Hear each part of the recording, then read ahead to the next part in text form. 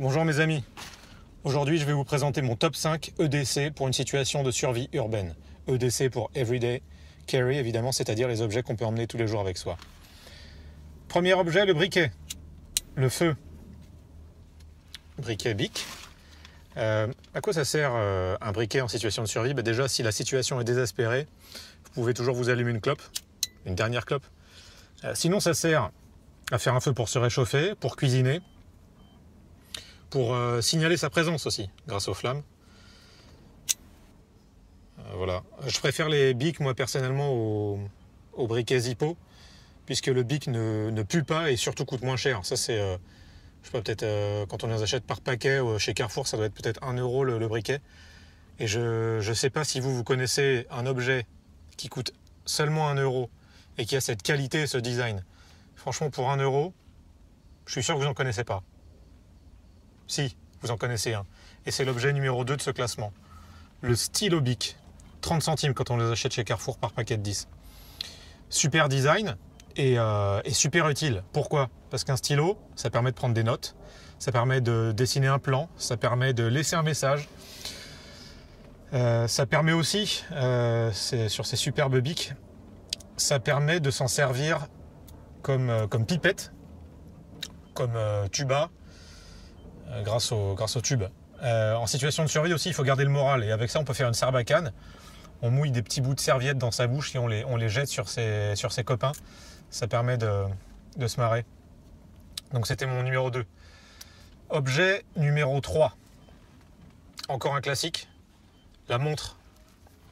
En situation de survie, on a besoin de savoir quelle heure il est. On a besoin de pouvoir donner un rendez-vous précis à quelqu'un. Je ne sais pas, pour une situation d'évacuation par exemple. Tous ceux qui ont fait aussi de la voile, de la randonnée ou même de la navigation aérienne savent que se repérer dans le temps, ça permet aussi de se repérer dans l'espace. Donc la montre indispensable pour chronométrer. Par exemple, si vous voulez aussi faire un plat de pâtes, vous avez besoin de savoir combien de temps, depuis combien de temps sont les pâtes dans l'eau bouillante, donc ça vous sert à ça aussi. Perso, je préfère les montres automatiques, c'est-à-dire qui fonctionnent sans pile.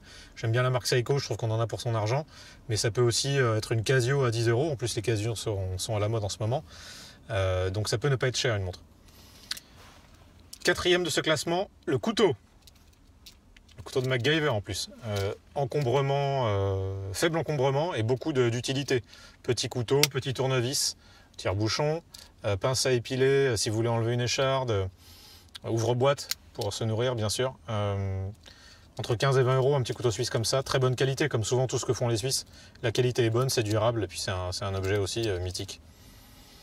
Cinquième objet de ce classement, une lampe, et une lampe frontale pour ma part.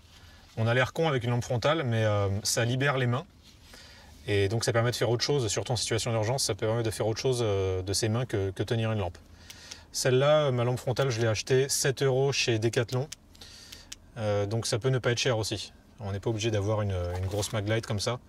Même si la grosse Maglite, ça peut aussi servir de matraque. D'ailleurs, souvent, les flics ont ce genre de matraque aux États-Unis, pardon, de lampe. C'est dire à quel point une lampe c'est utile pour chercher quelqu'un, pour chercher quelque chose.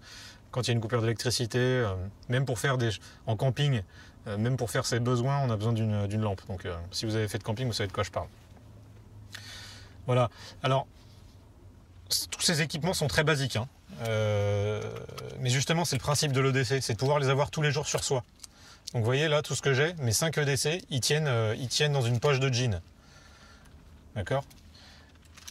Tout ça, on en a pour peut-être moins de 40 euros, si on se débrouille pas trop mal. 9, hein, 40 euros. Ça peut être même beaucoup moins si on cherche du matériel d'occasion.